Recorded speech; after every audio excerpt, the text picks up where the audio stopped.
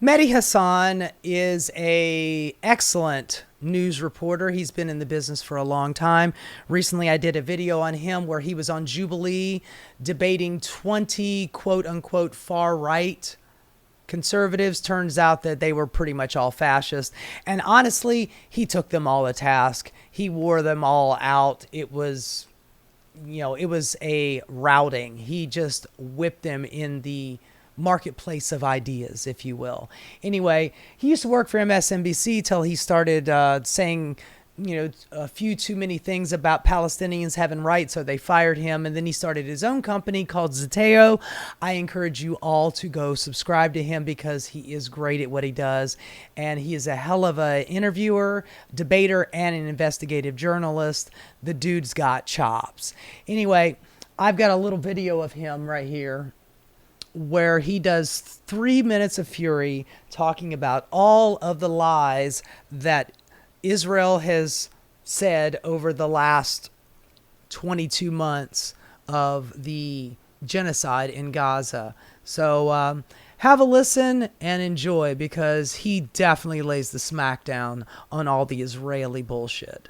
The Israeli government has told so many lies since October the 7th, about October the 7th, about Gaza, about aid, that it's hard to remember them all, let alone keep up. Here, in less than 3 minutes, are Israel's top 10 lies about this genocide debunked. Start the clock. Lie number one, the Israelis said again and again, including Netanyahu himself to the Nilt Boys, that Hamas was stealing the aid going into Gaza. But turns out, according to Israeli military officials, they never actually found any proof of that. No systematic theft. A study by the US government found no evidence either. Lie number two, they said this war was about the hostages, about getting them home, and it would stop the moment Hamas released all the hostages. And yet the Israeli hostage families say they were told that Hamas offered on October 9th or 10th to release all the civilian hostages in exchange for the IDF. That's right. It was just a couple of days afterwards.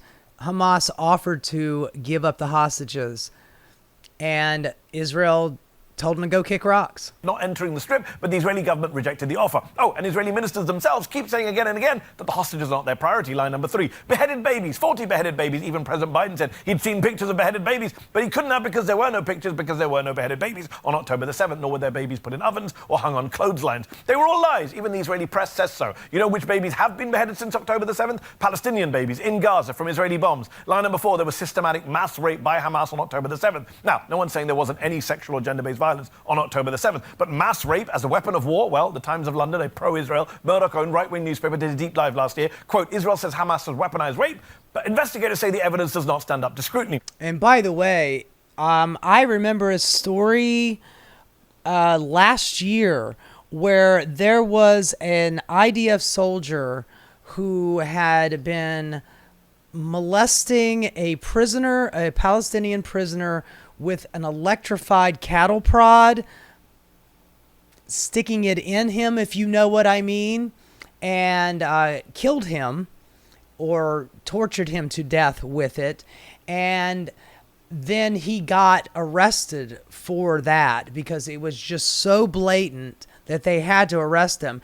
And then a large contingent of Israeli or IDF people nearly stormed the prison where he was being held, and they were chanting the right to rape.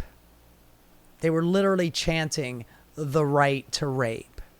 And he eventually got out and wasn't in jail very long. And then within a couple of days, he was on a news program, co-hosting a news program on Israeli television. So, yeah, man. Is it Hamas that is doing that? Really?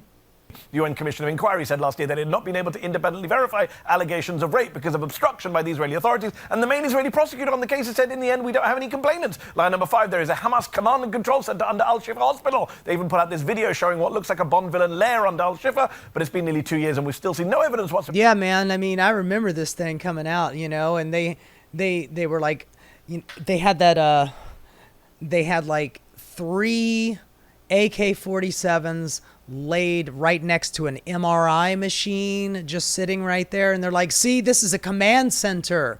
It's a total command center. And then there's tunnels underneath of there. How did they know that there was tunnels underneath of there? Oh, yeah, that's right. Israel built those tunnels when they were occupying Gaza before they got out in 2005.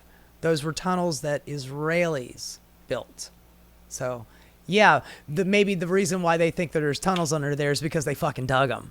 Over that vast structure under Al-Shifa. But we have seen evidence there of mass graves filled with Palestinian corpses. Line number 6, the Rantisi Hospital was... Yeah, that was another thing, too. They had killed a whole bunch of aid workers and then dug a mass grave and piled them in there. And then if it was might have been somebody who was doing a guided tour by the IDF from either it was CNN or BBC, I can't remember which one. And they uncovered the pile of bodies of all these aid workers and totally busted them dead to rights. Used to hide Israeli hostages, and we know this because here, unveiled by an Israeli military spokesman on camera, is a schedule used by the Hamas kidnappers, the Hamas guards, in the basement of the hospital, except it wasn't a guard schedule. Yeah, it wasn't. It was just days of the week written in Arabic.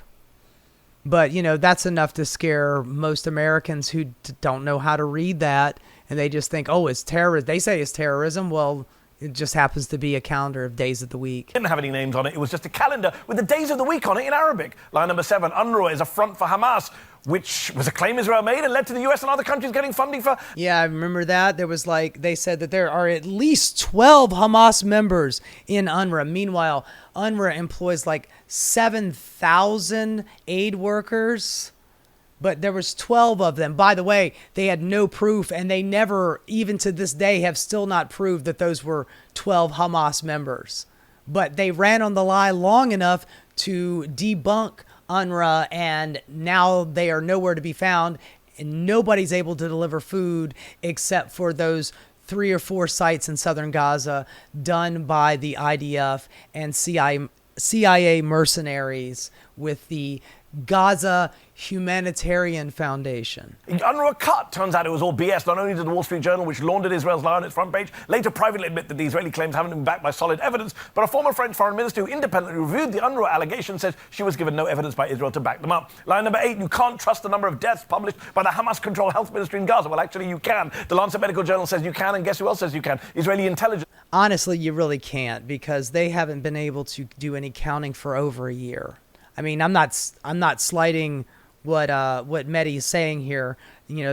Generally speaking, the Palestinian Authority is usually pretty on the numbers when it comes to this kind of thing. They're usually very good about it, but since they have had their ability to actually go in there and do any counting, nobody's allowed in. Nobody is allowed in, and nobody's allowed out. So, I mean, if I'm not mistaken, what was it? He was talking about the Lancet. There was a medical journal that says it's a minimum of 180,000 people are dead. That's a minimum. One Israeli intel source said, I trust the health ministry in Gaza more than the IDF for these statistics. Line number 9, all those massacre denials. We didn't massacre 15 aid workers, except a Sky News investigation found they did. We didn't massacre over 100 people waiting to get flour, except a CNN investigation found they did. You simply can't... I mean, seriously, every single day the IDF shoots 50 to 100 starving Gazans waiting in line at the Gaza Humanitarian Foundation food sites. Every single day, they kill around 50, 70, 80, 100 people every single day. Not to mention all the bombs that are still being dropped, not to mention all of the people starving now. I mean, Gaza is just a pile of rubble at this point, so I don't know why they would be dropping any more bombs, although we keep sending them bombs. Believe their denials. Line number 10. We don't use human shields. Hamas uses human shields. Well, Hamas hides under civilian areas, yes, but it's Israeli troops who... Yeah, this one is the one that got me. This one really fucked me up when this happened. This has been a while ago. It was June 2024. Israel is always talking about how Hamas is hiding, around all these civilians, so they're using these civilians as human shields. And look, in America, if there is somebody who is taking people as hostages, our police are not allowed to go in there and just open fire to get the bad guy, because they would probably shoot some of the hostages. So they ultimately do everything they can to avoid doing that and wait for their moment to actually get the bad guy. But in Israel, they're using them as human shields. Shoot them all. Well, what's the point? if they're using them as human shields and you shoot the shields just to get to them, you were killing civilians.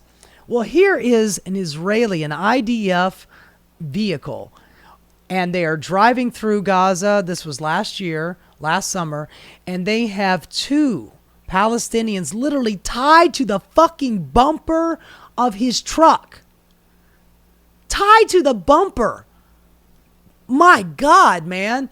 So Hamas won't attack them. Who's using human shields? Give me a break. Literally strapped Palestinians to the front of their vehicles. In fact, several Palestinians and soldiers told the AP that Israeli troops are systematically forcing Palestinians to act as human shields in Gaza. So there you have it, Israeli lie after Israeli lie, debunked in less than 3 minutes. You're welcome. Man, Mehdi Hasan, laying the smackdown. That dude knows his shit. I would never want to debate this guy. He knows way too many things. He's got facts on facts on facts backed up in his head. He's like a goddamn fact computer terminal. The dude knows his stuff. He really does. And, he's able to sway quite a few people. Of course, he's not swaying me because obviously I'm in agreement with him. I understand where he's coming from. But what was that guy's name? That British dude? Jesus, why am I drawing a blank on his name? I got too many things going on in my head. See, Mehdi Hasan would be able to spit out his name. But, he's gone on to convince quite a few people just by citing all of the facts and knowledge that he has to go, okay, well, you got a good point about that. This is kind of looking more and more like a genocide. And it's harder and harder for people to argue against him. We're seeing it every single day. Every day there is a new horrid video out there.